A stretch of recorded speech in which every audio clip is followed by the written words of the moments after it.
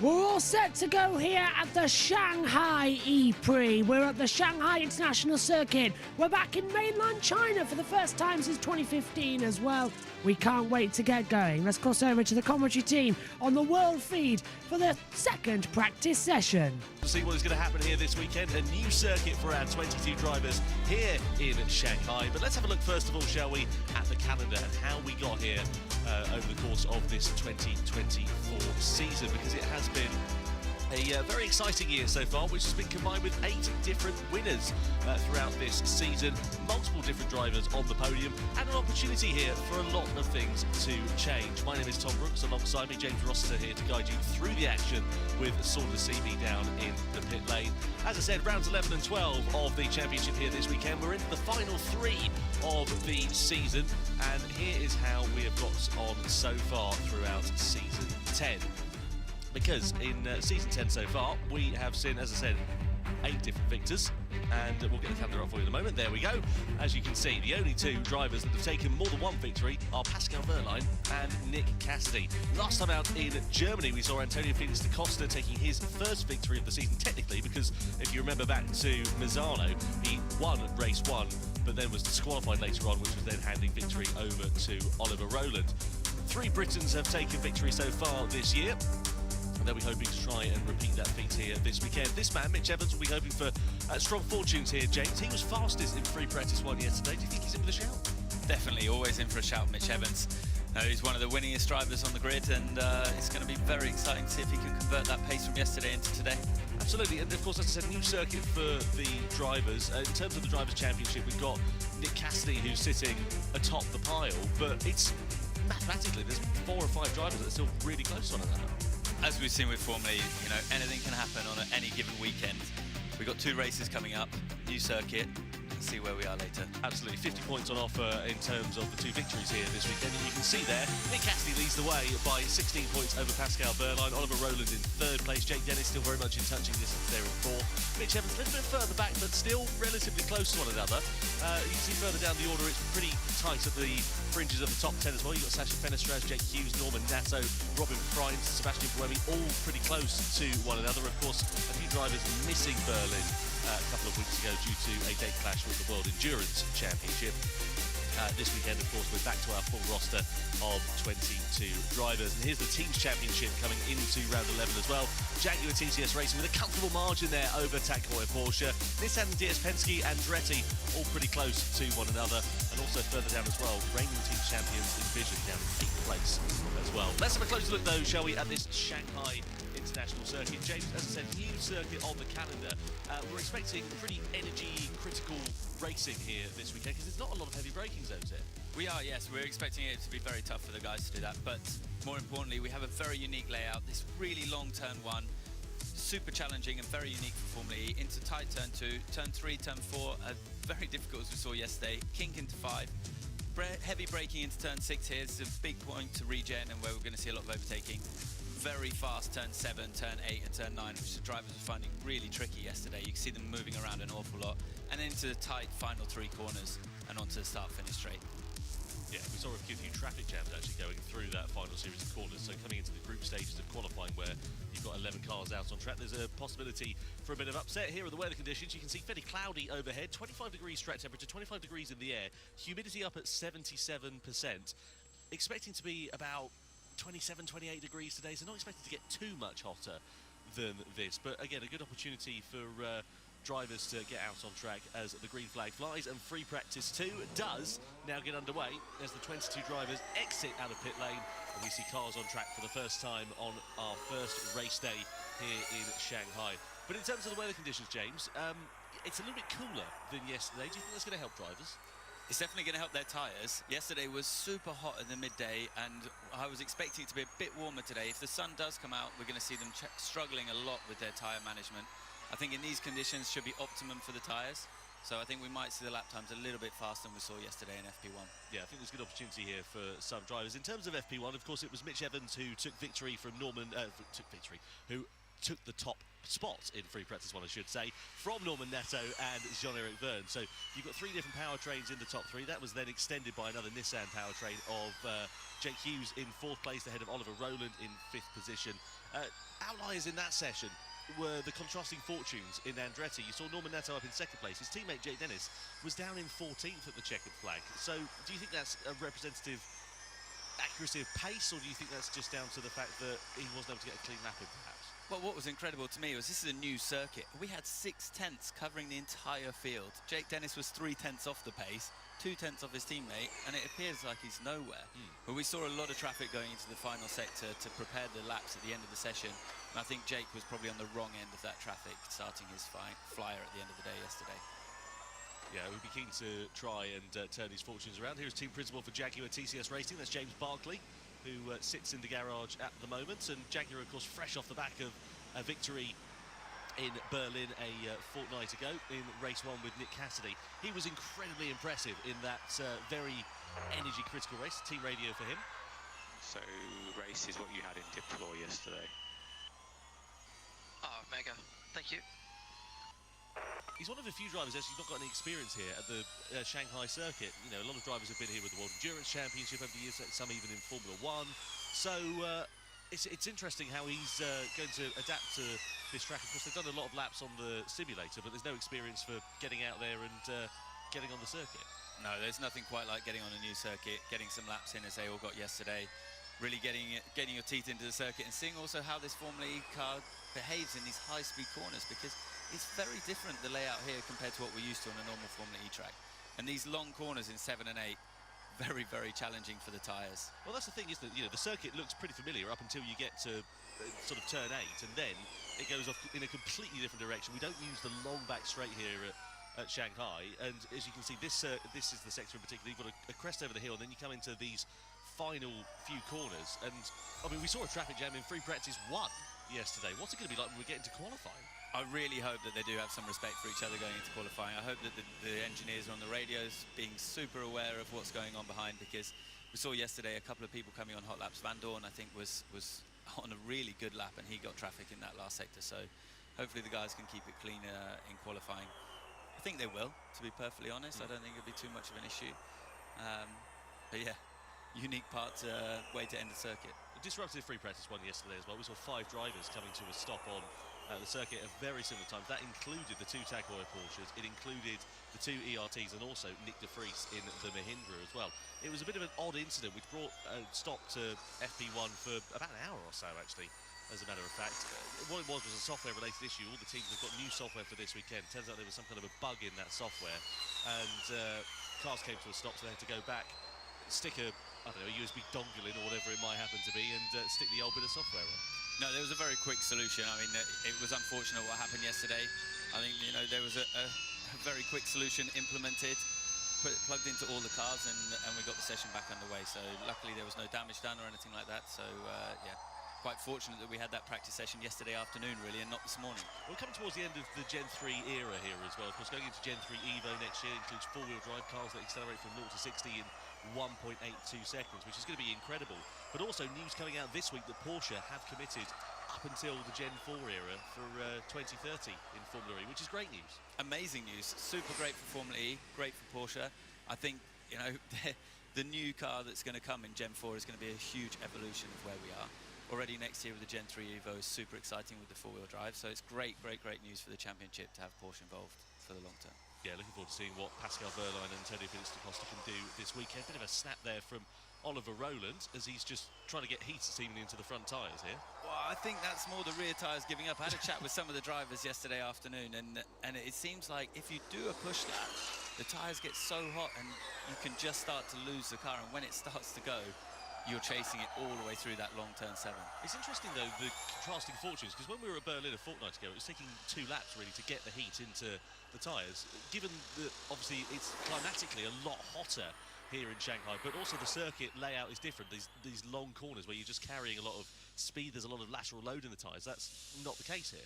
So the long loaded corners really does generate a lot of temperature, and where that comes from is because the tyres have rolled over. You're moving the blocks on the surface of the tyre. Every rotation of the tyre creates more temperature, so you really do generate a lot more temperature on these long corners.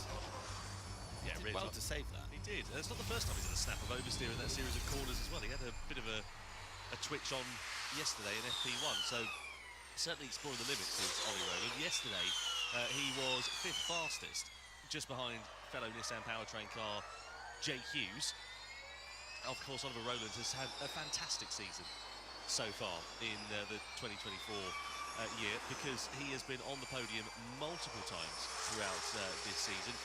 6 podiums, including that victory, of course, at Mazzano as well. And given the fact that, you know, he was without a drive midway through last year, jumped into that Nissan this season, I'll be honest, I didn't really know what he was going to be able to do, but he's come in and he's just, you know, I'm not going to say made everybody look silly, but he has done a fantastic job. No, incredible job. I mean, he made a very difficult choice last year. He chose to leave the seat and sign a new contract with Nissan and go back to where he was before. And he was completely right. You know, he's doing an incredible job this year. He's delivered a huge amount of I would say, stability inside the team. And he's really the only Nissan powertrain that's delivering week in, week out. Certainly is, yeah. Well, if you can compare that to the contrasting fortunes of McLaren as well, given where they've been. Of course, I know that they've had Taylor Barnard in the car for the last couple of weekends, but obviously now back with Sam Bird here in Berlin. They'll be hoping for a bit of forward progress, and it was a strong start to the season for McLaren, actually, you know, with that victory in Sao Paulo. Go race, starting 2 energy save laps. But ever since then, they've sort of gone off the boil a little bit. Yeah, it's a little bit... Just up here in the commentary box as well, just notice that we've got a black and white flag for Dennis and Nato and for Dan Tickton for driving unnecessarily slowly. And that's because they don't want any of this tow effect to come in. So quite interesting, that. Bringing in that first victory. But yeah, they just need to slowly get their momentum back, and hopefully they can get back to the podium soon. Taylor Barnard did a great job, though. Amazing. He was super impressive for a very young man, rookie, stepping in last minute. Cracking effort from Taylor Barnard. Yeah, very, very impressive from Taylor Barnard over those 2 weekends. Got some points in Berlin as well. As you see, Robert Price is coming through the final corner and across the line. TNT Sports coverage. And there goes the ad break. 8 minutes in. A bit earlier than what I was expecting, but okay, no worries there as well as they continue on. So Buemi has done a 113.696, Evans on a 114.022. Then it's Verline, Rowland, then Cassidy in 5th. He's back into the pit lane. Dennis, Frines, DaCosta, Nato. De Grassi has put it inside the top 10 as well. Ticktum, Fenestras, Sete Kamara, De Vries, Mortara, Muller, Gunther, Verne, Van Dorn, Deruvela, Hughes and Bird, of course, down there as well. Just saving my voice a little bit as well, because we've got 15 hours worth of commentary coverage coming your way across the next, well, from now on really as well, because as is until 1:45, this is practice 2. Then at 3:10 till 5, we've got qualifying. 7:30 till 9:30, we've got Formula E, Shanghai Race 1. 9:10 to 9:40, we've got MotoGP, Catalan FP2. 9:15 till 9:50. We've got the British Touring Cars first practice session from Snetterton. 9:40 till 11, the F3 Monaco Sprint. 9:45 till 10:40, a lot happening in that time actually, is the MotoGP Catalan Grand Prix qualifying. Then we've got Moto E being recorded. 11:15 to 12:40, got FP3 for Monaco. 12 till 12:45, got British Touring Cars FP2 from Snetterton. 1:10 till 2:30, the F2 Monaco Sprint. 1:55 till 2:30, the Catalan Sprint. That's on JB2 for MotoGP. And then we've got 2:45 until 4:10, Monaco qualifying. And then 3:30 till 4:30 is Touring Cars Snetterton qualifying. Personally, I'm looking forward to getting until 4:10, which is when I finish my commentary day up here in the commentary box, and I can then go to bed, because Sunday we start at 12:55 once again. So 1 a.m. on Sunday we start. We don't end until 4 a.m. on Monday. So 27 hours worth of live continuous action across this weekend. It's one of our biggest weekends of the season up here as well. So there's a lot to do. And I'm saving my voice, which is, I think, the best thing to do. So we're just waiting for TNT Sports to come back with TV pictures. We've got no box pictures up there as well. You can see the driver tracker out there. Dennis and Nato still with those black and white flags for driving unnecessarily slowly, but Buemi's gone to the top on a 1:13.696 and has set that 2/10 fastest time at the moment. Verline in second, Evans in third, Roland is in P4 as well, so they are still finding the correct times that they need to out there.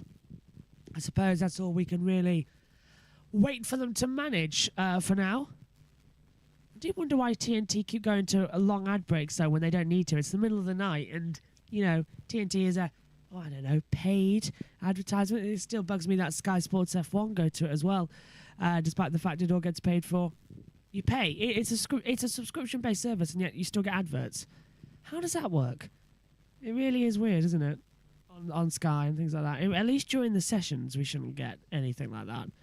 But in practice and qualifying, you get ad breaks. The race, you don't, which is I'm very thankful for. But yeah, it's not the best. TNT used to be great when they had it before. But we're going to hand back over now to Tom Brooks and James Rossiter, who are up in the commentary box over there in Shanghai. Let's hang back over to them for the remaining 17 minutes of this session. World Championship, sponsored by Navuna Vehicle Solutions. Incredibly fast part of the lap, and then you come into this really slow, sort of almost clunky final sector through that right-hander and across the timing line. They've got that barrier there on the inside. I think that's a bit necessary, really, given the closeness of the racing that we're expected to see. The circuit here, though, James, is incredibly wide. There's a good possibility you could get 4 or 5 wide down this start-finish straight. I think we will see 4 or 5 wide later on today. It's going to be incredibly exciting to see how many cars they can fit on the way into that corner. The only problem for them is that it tightens up as it goes around that long turn 1 into probably you're only going to get maximum 2 wide into turn 2. So it's going to be very, very interesting to see what happens in the race later today going in there. Looking here at the Abt Cupra, this is Nico Miller back in the hot seat after a weekend away at the World Endurance Championship. We saw 4 replacement drivers actually in Berlin. One of the Nissans has just gone fast as of Sasha Fenestraz as well. It's a 1:13.552. That's really impressive actually for Fenestraz. I mean, he has had a challenging season, it's fair to say. And given the fact that Roland on the other side of the garage, of course, has just sort of, I don't want to say been parachuted into that team, but he's dropped in and he's gone out and he's put in some incredible performances. Fenestraz on the other side has not really been able to make it work this year. What do you think that's down to? It's a strange one for me because Fenestraz had pole positions as a rookie last year in South Africa, and he's an incredibly fast young man. I was expecting a lot more from him this year, to be perfectly honest. I find it a bit perplexing as to how he's not managed to be up there with Roland. I'd like to see him really try and, build some momentum. It seems like he's got caught up in far too many incidents so far this year, but he's been lacking in qualifying where he was so strong last year in his rookie year. Well, if we look back to Berlin, for example, of course, he got involved in an incident with Norman Nato. Not really any fault of his own. Nato centred up the inside, both cars going off into the barrier. But when we look at, as you say, his qualifying performances this year, they've kind of not been there, and that leaves you in the mid-pack. It leaves you vulnerable to contact, especially when you've got drivers all trying to fight to get further up the order. Yeah, the mid-pack is a ruthless place to be in Formula E, so qualifying is key. One of the ones who's sort of the exception to that rule would be Jake Dennis at the moment, who's had a really tough season in qualifying until the last race. But he somehow managed to keep his nose clean and get forwards and score some decent points. Yeah, and he'll be hoping for more of that this weekend because I think this is going to be a pretty critical time in terms of the championship. So, Mitch Evans was fastest in FP1 yesterday. Currently sits 6th quickest. Teammate Cassidy down in 9th place. Let's get down to Saunders, who's in the pit lane for the first time. He's with team principal for Jaguar TCS Racing, James Barkley.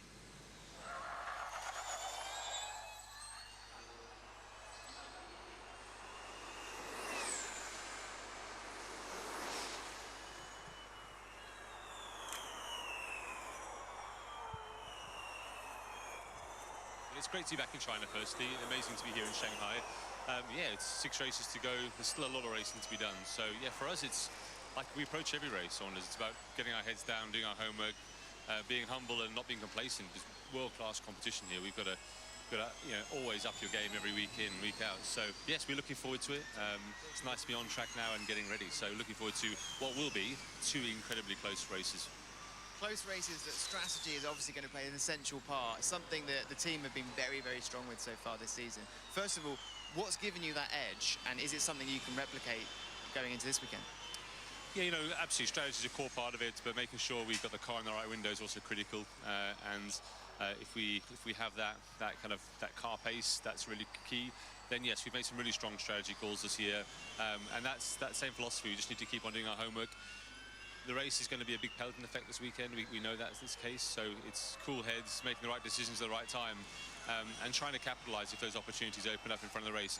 You can't really plan for it, is reality. I use the analogy, it's like boxing, you have a plan until you get punched in the face, and it's a little bit like that in this peloton format. So yeah, keep our heads cool and just try and make the right decisions at the right time. But you've got to judge us over the season, and so far we've been doing a really good job with that. I mean, Mitch said it perfectly to me on the track walk yesterday. He added to the chess analogy and said it's like chess and poker. So it's thinking about qualifying and then the race. What is going to be the difference between winning and losing? Yeah, well, first of all, the qualifying, even though qualifying in these peloton races and everything, it's always good to qualify and try and get the points if you can. And I mean, the difference in winning or losing, firstly, is staying out of trouble. I mean, that's what you see in these peloton races, trying to avoid that contact.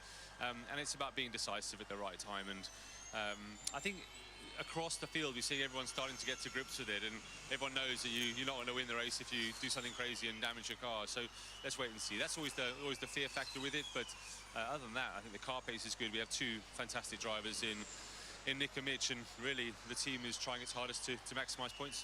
Thanks, James. Thanks. Thank you, James. Thank you to Saunders down in pit lane as well. 54 points, the advantage that Jaguar has in the Teams Championship. I mean, at this stage of the season, James, that's a healthy old margin, but it's not insurmountable. We've got, 6 races left in 2024, and as we know in Formula E, anything can happen. But Jag have been, as James said, really good, and they've got a great car seemingly every weekend. Yeah, to finish first you have to finish, and Jaguar seem to be exceptionally good at that so far this year and staying out of trouble in those races, as James was saying. So all credit to him and to the drivers and their strategists. They've done a cracking job so far. Let's not forget, though, Antonio Felix da Costa's win from Misano that was removed from him is still under appeal. And if that gets overturned, that brings Porsche right back in the hunt for the Teams Championship, and it's not maybe as comfortable as it looks right now. Yeah, it was 26 points that he lost, didn't he? Over the course of that, because I think he had the fastest lap, if I remember correctly, back in Misano as well. And it's a contrast in fortunes for da Costa, given where he was last year. He just didn't really seem to gel with the car or the tyres. This year seems to have really gotten on top of that. And given the fact that earlier on in the season we were talking about his relationship with Porsche on the way out, he seems to have really got his head around it. He has got his head around it. It's great to see him deliver a victory last time out. I think he's going to be very strong again this weekend, especially if the race is energy critical.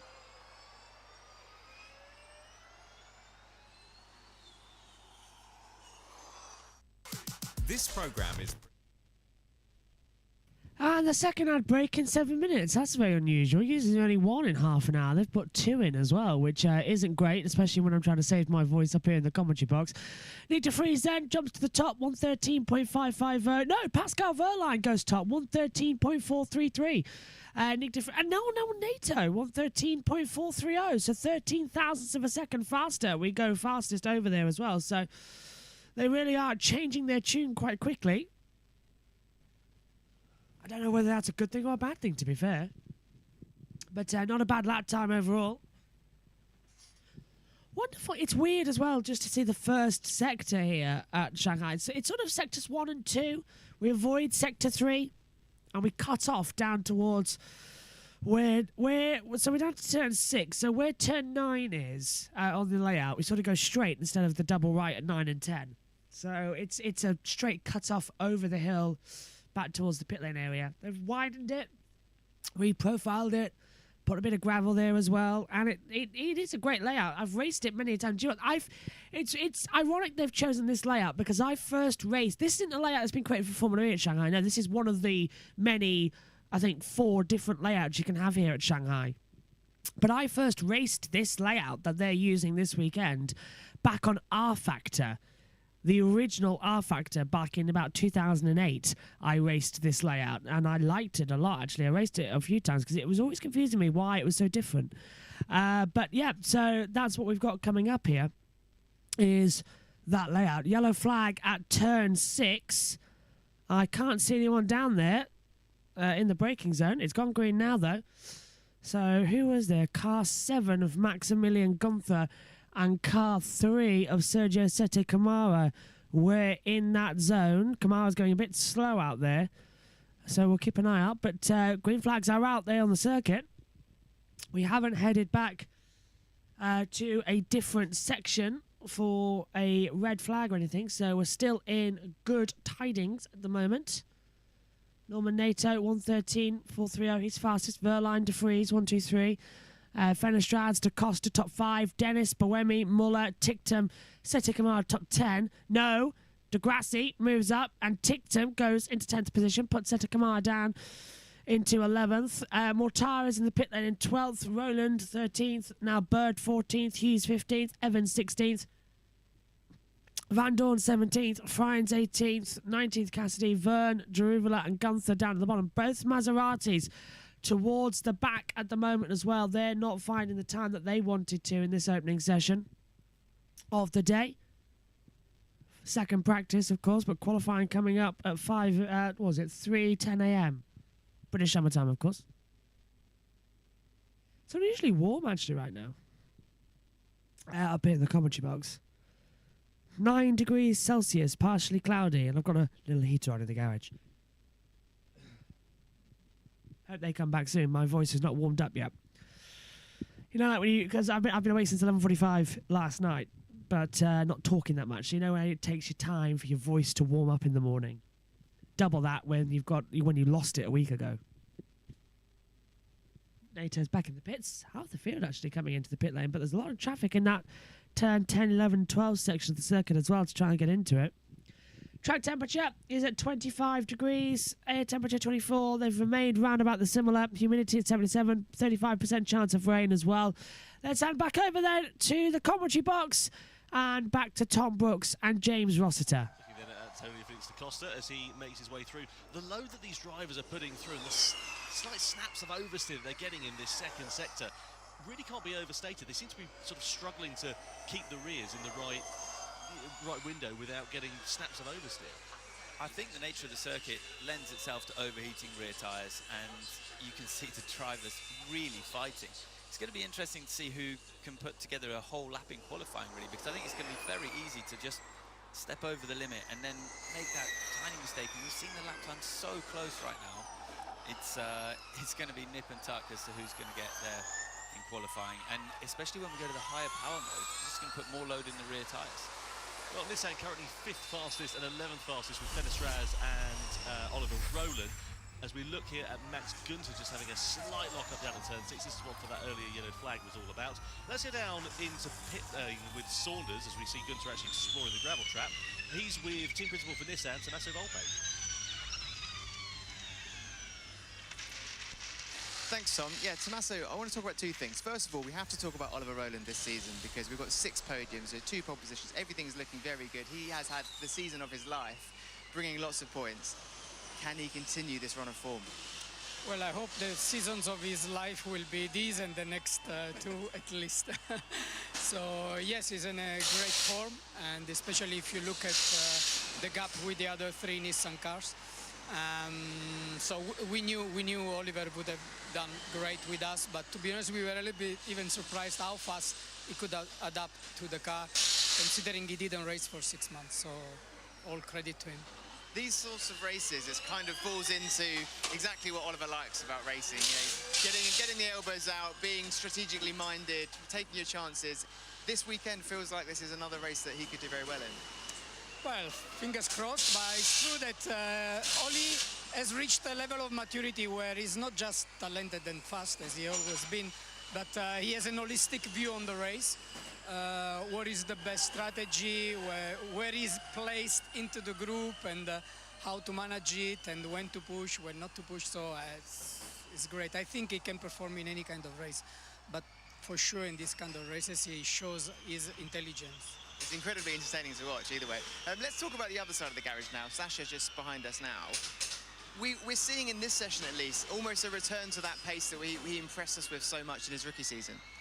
Yeah, to be honest with you, in the last 2 races has been unlucky because his race pace was very good, and he got involved in a couple of accidents, so otherwise he would have scored strong points as well in Berlin, which is not the best track for us, funnily enough, but with only on podium twice.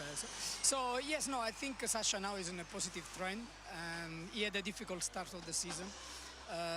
The team has grown a lot, so we do more things to prepare races, so probably he had to adapt to the different way of working all together.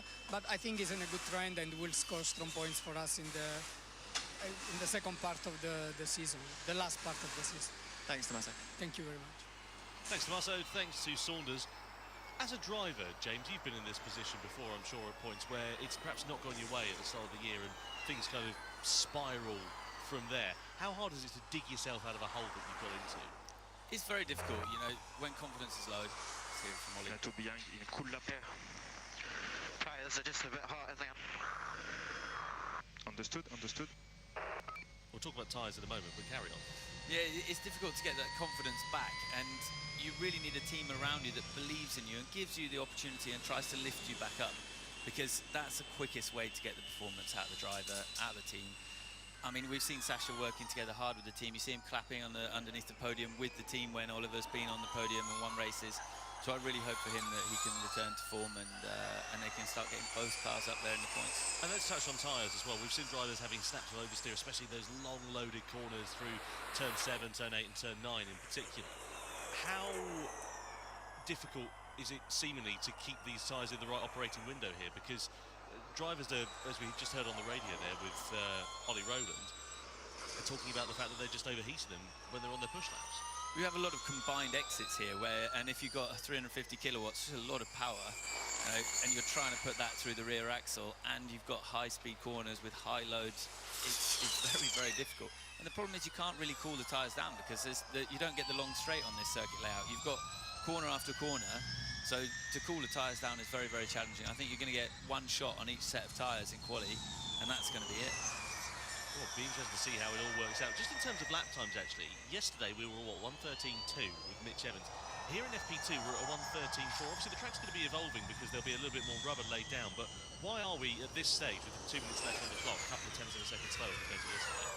The only explanation could be temperature. You know, we ran quite late yesterday afternoon. The sun was setting. It was a bit cooler. I think it could be the tyre temperature, as Ollie was touching on his radio comment, that the tyres just a little bit too hot. It's going to be interesting to see if the teams can do anything to cool them down, to try and get them in a better operating window. You know, this man, Norman Nato, he's very close to his lap time from yesterday. He's doing a super impressive job. Driver under pressure as well at the moment. Certainly is, yeah, there is a fair bit of pressure there. We just saw Jehan Darula kicking a bit of dust coming out the final corner and spraying it into the face of Nato. As you see, Vern and Nato have gone top of the pile, both on identical lap times, 1:13.430. So incredibly close at the top. I bet you five that they probably couldn't do that again if they tried. No, I mean, it's amazing to see how close Formula E is these days, and nothing separating the top two. I'm not surprised, to be perfectly honest. I think we'll see very small gaps going into quali as well. It's interesting coming into these final few corners. These drivers are all over the curbs like a cheap suit, aren't they? They have to throw them over these curbs, and the thing is, the ride height of the car needs to be low for the rest of the lap. But then when you get to these curbs, they're jumping all over them, climbing almost onto the grass.